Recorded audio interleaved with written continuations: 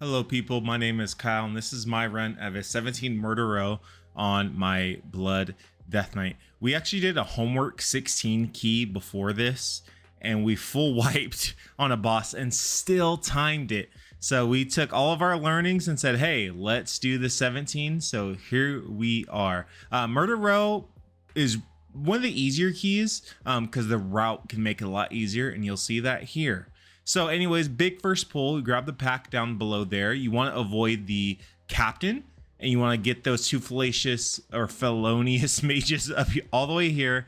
LOS them into the building, and then we do a big hero, and this is our big first pull. Why are we skipping the captain? Because in this route, you'll see we only pull one golem and we skip the captain, and we actually finished the key with a lot of time. So this route is really good for that. Anyways, what's dangerous about this pool? Nothing much. There's just a lot going on. There's circles to dodge. The felonious mages will cast fell missiles you can interrupt. The bribed guard will have tank busters and their shield bashes, and they'll hit you. So really what's scary, AoE damage from the mages that you can interrupt, a big tank buster, and you're getting a lot of melees here. Since this is a big first pool, we also want a lust here as well.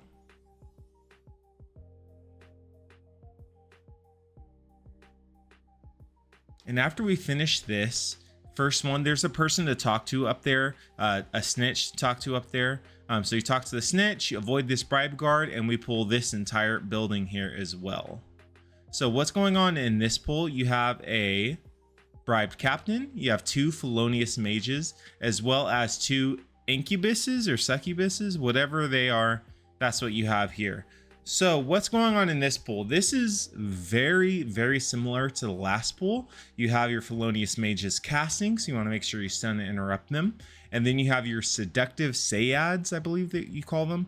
They will cast a seduction spell that is a channel. It's a cast first, and after the cast goes off, it's a channel that seduces or like charms a player so they can't do anything. You do not want that to go off. In addition, you have the stuff on the ground, and you have glaive toss being tossed by the bribe guard, and also shield bash. So there's tank busters, there's stuff dodging, and there's more interrupts. Really nothing to this pool, but I will say you get meleeed really hard here. The shield bash does a lot of damage here, and there's a lot of melees in this pool as well. There's also a snitch in the back there that you want to make sure you talk to have that 2 out of 4. And then we're going to go up all the way around here, and we're going to avoid this bribed captain. This bribed captain has a lot of HP and buffs everything around it. So if you get a bad pat like this, it's so worth it just to relax for a second and wait till he gets away. You do not want to rush this. You have plenty of time in this key. So for all my tanks who are like, oh, bad pat, we have to go for time. You don't. Relax and breathe. This route is amazing, and you have plenty of time to get through those. So you see, this is a really big pull here. We got that pack down below, and we grab full of these two buildings, and so it is time to game. You can see I saved my Icebound Fortitude and my Light's Potential Potion for this pull. This is a big pull, and it's scary. So what's going on here? We have the worms that were mailing you for a lot of damage. You have the row hooligans. You have the felonious mages, which are casting. So you want to make sure you grip them in like that or interrupt. You have stuff that you're dodging on the ground, as well as the massive fell worm will bring like other little ads that you have to get aggro of. And really what makes this pull the scariest is it's not the row, it's the street sneaks mobs. They'll cast something on you called heart stopping potion or heart breaking stab. And what that does a little bit of damage, medium, I would say, but really it reduces your total health and total healing received. So you do not want that. My advice for you is if for this pool, kiting is your friend. So when you have, like you saw me do there in a second, if you have at least 3 stacks to this, it's time to kite. It's time to get away until that falls off, or you can have someone decurse it for you as well. After we finish, so this is a big scary pool. After this pool in those 2 buildings, there'll be snitches. You want to go get those snitches. So it says 4 out of 4. And while that bribed captain is away, I'm going to pull these mobs and bring them into the boss. I've had it before. Don't ask me how I know, but I've had it before where I've gone to pull these guys and I've gotten the captain. So I wait, and I'm a little bit cautious now. I give it some more time. But here we go into the first boss of Murder Row. I don't know if you guys saw it, but off screen, my warrior, Rail Rocker, he went and got a pistol that increases damage taken by 20% on use. And so he's going to save to use that pistol when the boss is like in double damage territory. What's going on in this pool? This is the beginning of this pool is scary for my BDKs out there. You see, I almost popped my perg there. And why is this pool scary? As you can see, because we have some street sneaks here that will cast heart stop stab, which is it'll deal damage to us, and as well as reduce our healing and reduce our total HP. So you see me running around here to try to avoid those, let my stacks fall off. When I see it cast, I start to run away to kind of range them. I'm moving a lot, and once those are dead, I see they're dead, I stop moving. I'm like, okay, we're good. So with those mobs dead, this boss is on the easier side. So what's going to happen with this boss is Kystia will take no damage, and so you want to damage Nibbles to about 21%, 20%, and then Nibbles turns on Kystia and makes her take double damage right here. So when she's stunned and taking double damage, you'll notice our warrior, you can't see the debuff, but our warrior will use his gun. So she takes more damage from the stun and then takes plus 20% more damage from using the gun on her as well. And then when she comes out of that, she comes back to, and then rinse and repeat. While she is taking reduced damage and while you're hitting Nibbles, she'll cast Chaos Barrage at the tank, which you can easily just AMS, as I see there. It's free runic power. Nibbles will do Fell Spray, so he'll look around, he'll do that big OE. Just avoid that, avoid the circles on the ground, and then Kystia will summon ads of herself that deal AoE damage to everyone. You just want to interrupt them, CC them, do anything really to stop them. But that's the fight. It's just rinse and repeat. Nibbles low, kill Kystia, avoid, and destroy the ads. And also, I will add to I've seen a lot of groups have the conversation of, when should I be lusting this boss? Should I be lusting the first pool, or should I save lust for the damage dealt here? My advice to you is just lust first pool. It gives you better timers unless you're confident that your group can one phase and deal 100% to 0 with lust and the gun in one stun in 20 seconds. If you're in a pug situation, that's probably not happening. So you don't use hero here. You don't need to do it. Just use hero on your first pull and bang away. If you do this about 2 times, if she gets stunned twice and you kill her, you're making great time. Once you get to 3, definitely 4, that's looking kind of bad.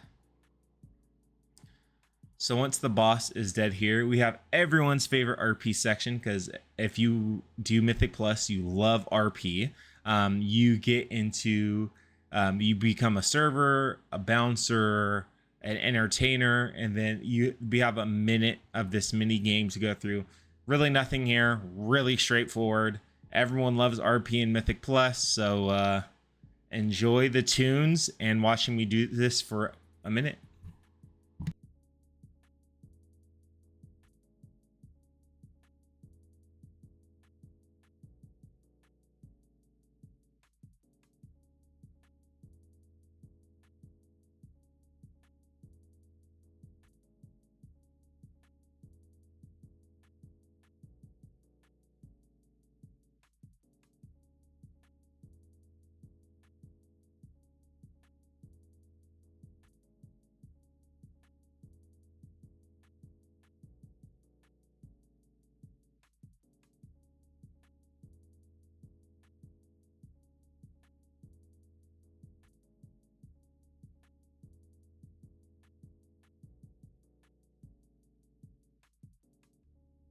And then once we finish that, we have a humongous pull coming in here. So we're going to grab all these ads here and up top. We're going to sit here, stay down here, heal up, stabilize, throw the D&D so they're slowed, and then pull in the boss. So this is your lust pool. This is your pop everything pool. We're going bar crazy. This is a big pool, especially as you do higher keys. I believe I pop a perg here. That feels like it's drug related, but it's not. This is a really, really big pool, but it's also an opportunity for your DPS to really look good on the meters. So with that, what's going on this boss? This boss will summon barrels, and he's going to, and you're going to get an AoE on you, and you're going to want to make sure you use that AoE on the green barrel. So you're going to get like a fire AoE on you. You see those green barrels? They deal AoE damage to everyone. So you want to make sure that you take the fire AoE to the green barrels, because they will do damage to everyone. As you can see, there is some bugs here. I have seen it before where someone's behind a barrel and it's only them behind the barrel and they still die. I've seen that. So I do think there are some bugs here. But most of the time it's your group. You can't stack. So how this works is the boss is going to disappear. I'm jumping ahead of myself. Sorry. The boss is going to jump away and he's going to do lines and shoot everyone. The catch here is it's one person per barrel. So you can't have 3 people behind one barrel. It won't block all 3 shots. It'll only block 1 shot. So what you want to do, especially for parts like that, is you want to make sure there's 5 barrels up and 1 person per barrel. Not everyone can stack on the same barrel. It does not work like that. With that instead, you see those 2 fire AoEs there. You want to get the green barrels out of there. The tank buster is envenom, so it's going to do big damage to you, and then it's going to reduce your total HP. For all my tank friends out there, if you're a Blood Death Knight, you can AMS every single one of those envenoms, so you don't take damage and your HP isn't reduced. I can't even tell you how long it reduces our HP because I've never gotten that ability on me, because you can always press AMS. So it's really not that scary. And once all these ads die, it's really not that scary of a fight for us tanks. Rinse and repeat. Green barrels come down, put the fire AoE over the green barrels. He's going to jump away. He's going to cast Envenom. Make sure you AMS that. And then he's going to jump away and do his like sniper high noon ability and make sure there's 1 person per barrel. And you're good to go. Not much to this fight. Enjoy the rest of it.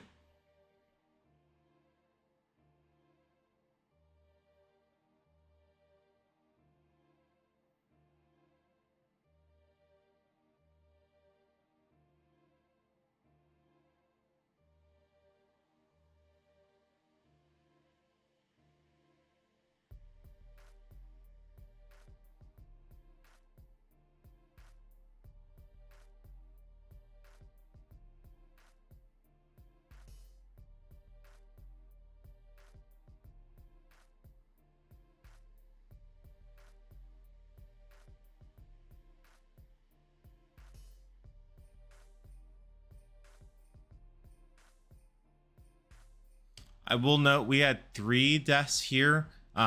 These are easily avoidable deaths. We still time this, so this route does a lot of work for us. But keep in mind, all these deaths on this boss are very, very avoidable. After this boss dies, we're going to go up some stairs. We're going to do an RP to be stunned, and we're going to go into our next big pool.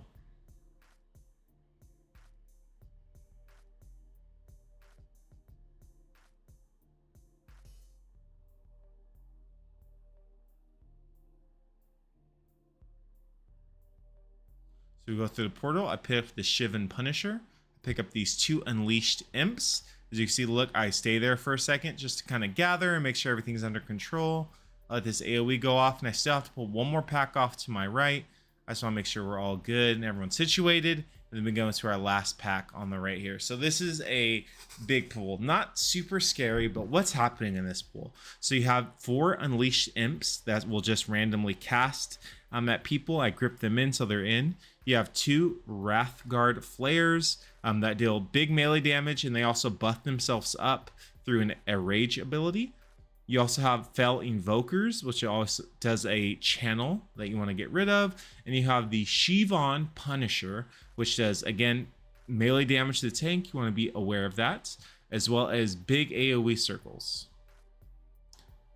So this pool is not, you're getting meleeed a lot. A lot of your damage, no matter what kind of tank you are, is coming from melees here, especially with the Wrathguard Flayers doing their Fel Rage. You're getting meleeed by this Shivan Punisher as well. So this is a very melee heavy fight. The Shivan Punisher also buffs herself, attacking faster. You just want to be on the lookout for that as well.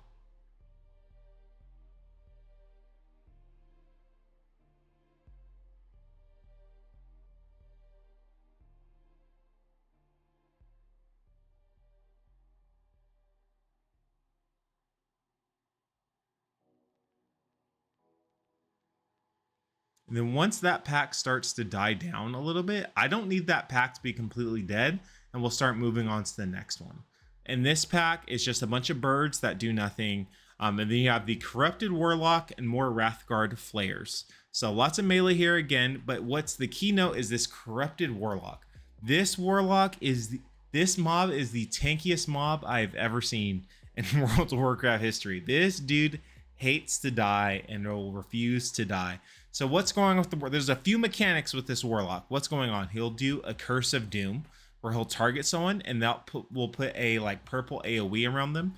You can either 1, decurse this, or 2, it's a soak mechanic.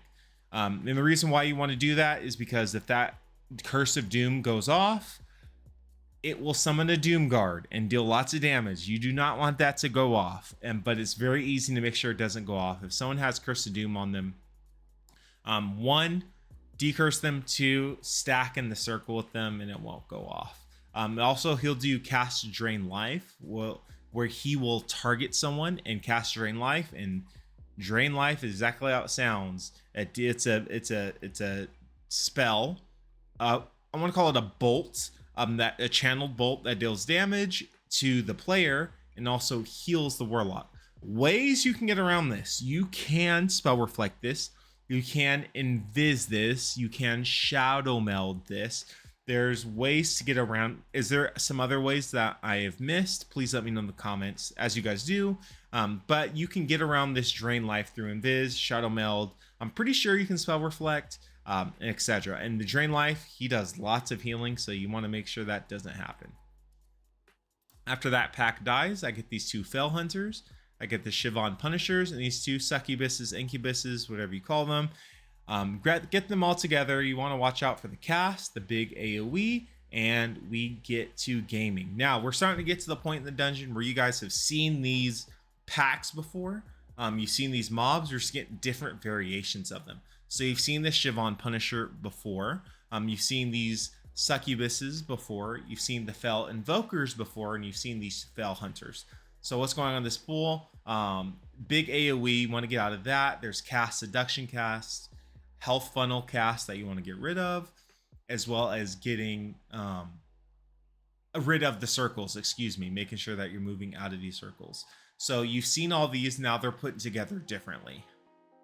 And once that Shivan Punisher dies, I go into these 2 packs of flies, birds, and then I pull Felmaster Luxel with this 2 Fel Hunters. This pool seems scary, but there's only one ability that's scary, and it just happened. So Felmaster Luxi will cast an ability called Blade Dance, which is what Demon Hunters have. And what's going to happen there is he's going to deal big physical damage to everyone. It's not magic. You can't AMS it or AMZ it, it's just big physical damage that your healer is going to have to unfortunately heal through. So there's Blade Dance, and notice all of our health bars going down. And then he's going to cast Eye Beam, which he just puts in a certain direction. Don't be standing in it. Really easy, nothing to this pool. Blade Dance, Eye Beam, and the Fel Hunters and the flies are just dealing damage to you. That's all you got to watch out for here.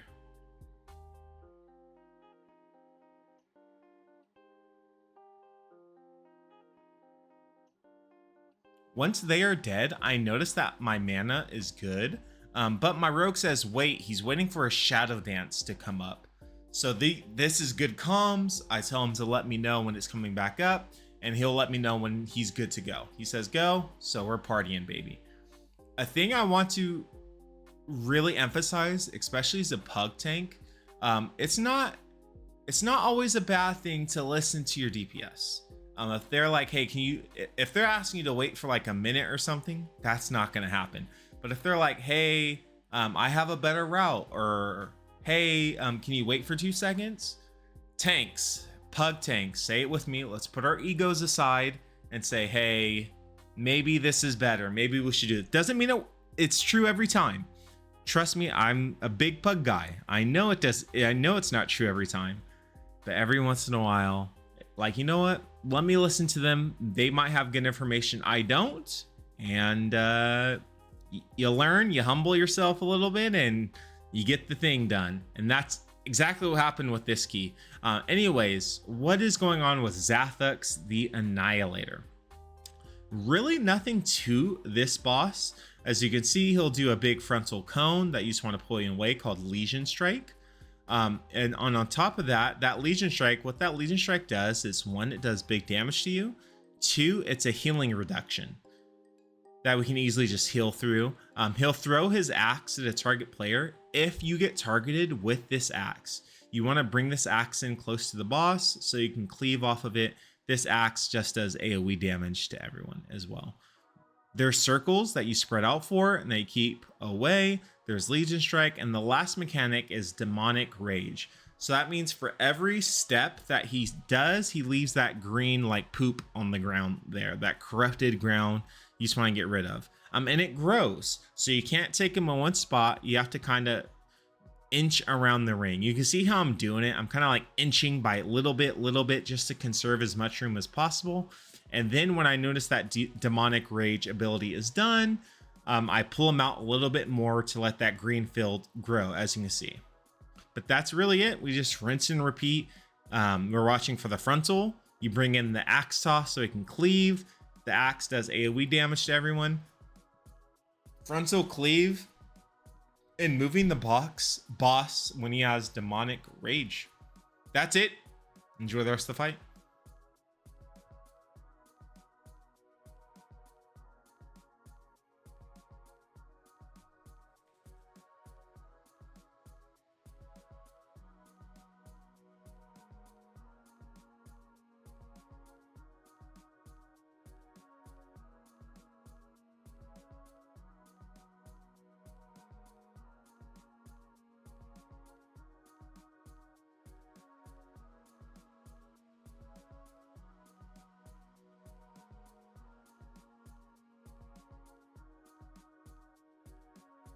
After this boss, we are going to do a skip. Are you ready for how complicated this skip's going to be? That was a joke, because this is not complicated at all, and you should be doing this if you're doing any kind of high keys. You want to Wrath Guards to pat or distract them, and you just run up on the side to avoid the golem. That's it. It's not complicated at all. Very, very easy to do, and it saves you near around 1.5 minutes, 2 minutes, killing that arcane golem. So my pro advice to you is, this skip does not take, anyone can do it, literally. If I can do it, anyone can do it. There's nothing to it. Pugs can do it. I recommend, if you are a tank and you're wanting to time this, you do that skip. Saves you a ton of time.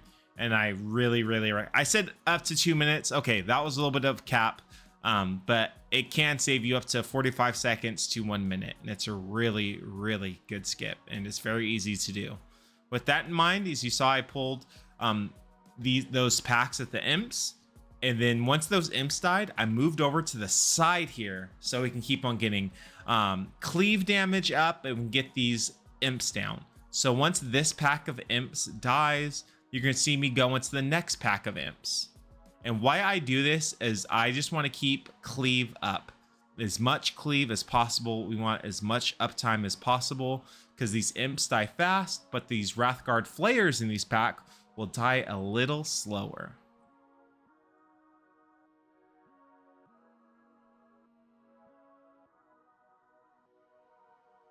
Once these packs fully die, we go into this big pack right here. And you've seen this before. You've seen all these mobs before. Blizzard just putting them together in different ways now. So what's going on in this pack? You have the Shivan Punisher, who will, near the end of her life, hit you harder. She does that big AoE. You have 3 trained Fell Hunters, which are just melee bots. And then you have the Corrupted Warlock with the Drain Life, the Curse of Doom, the Drain Pact, where he puts a big shield on him. All these things to watch out for. And again, pro tip, you can, if you're getting targeted by the Corrupted Warlock and you're getting hit by the Drain Life, you can invis it, you can Shadow Meld it. I'm pretty sure you can Spell Reflect. If there's any other way, please let me know. I don't know everything. I'm not claiming to. So I could be missing away, or I could be spreading misinformation. So let me know in the comments if there's something I'm missing.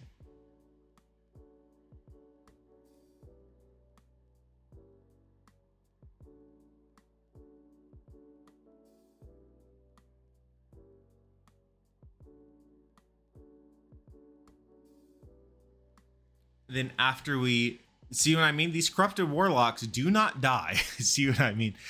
Going from there, we go into our last pack, and it's 2 Invokers, 2 Invokers, 2 Fell Hunters, and Big Daddy Thanos himself. So you only pull 1 Golem. This is the only Golem you want to pull. These guys bang, and you want to make sure you don't pull them as much as possible. So what's going on in this pull? You have the Fell Hunters, they'll just melee you. You have the Invokers that will cast the health funneling thing. You want to make sure you dodge. And then the Golem will do 3 big abilities. One, he'll do his Defied Slam, which is big slams on the party. Right here, he'll slam 3 times. And his second ability is he does this like Fell Beam, where the Fell Beams will follow you and deal big damage if you're in it. So you do not want to be in that, because that really hurts, these Fell Beams.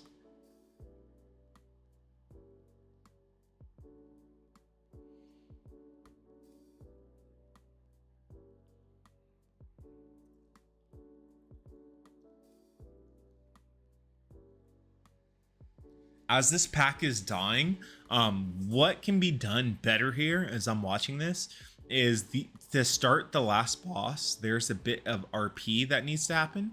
So me watching this, I'm realizing, and for those of you watching this at home too, it's best to actually kite that Golem down here just to start the RP, because now you see we have to walk all the way over here. We have to let the RP happen, when we could have just let the RP happen while we're fighting the boss. And here is, again, advice that we got to put our egos aside as the pug tanks. Some of these DPS have had it better, and this rogue says, hey, fight over here for a better, cleaner fight.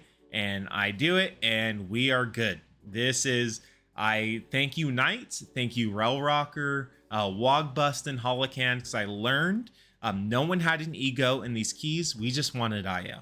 And we were willing to improve to get the IO, and we did. We actually ran the 16 of this before this, timed it, and then we ran this 17, which is my key. So moral of the story, listen to your teammates. They're not all dumb, I guess.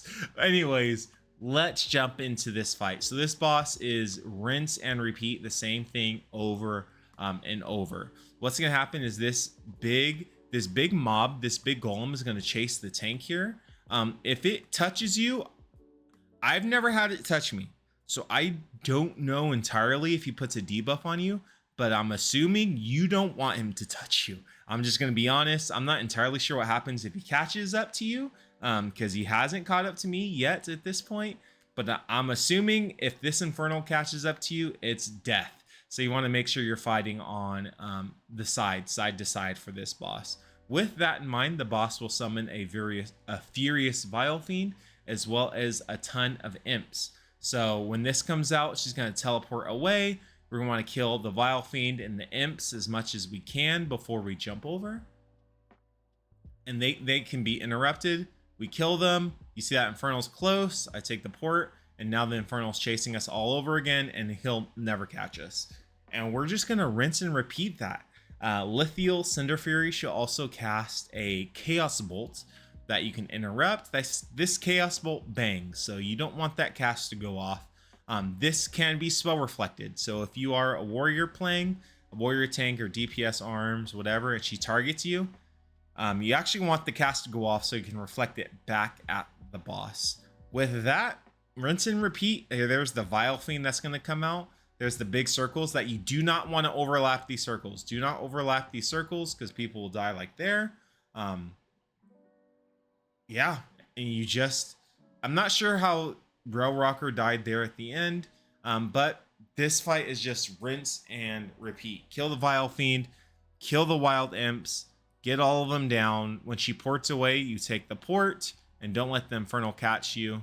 Again, I'm not entirely sure what it does, but you just don't want it to catch you. With that, that's the entire fight.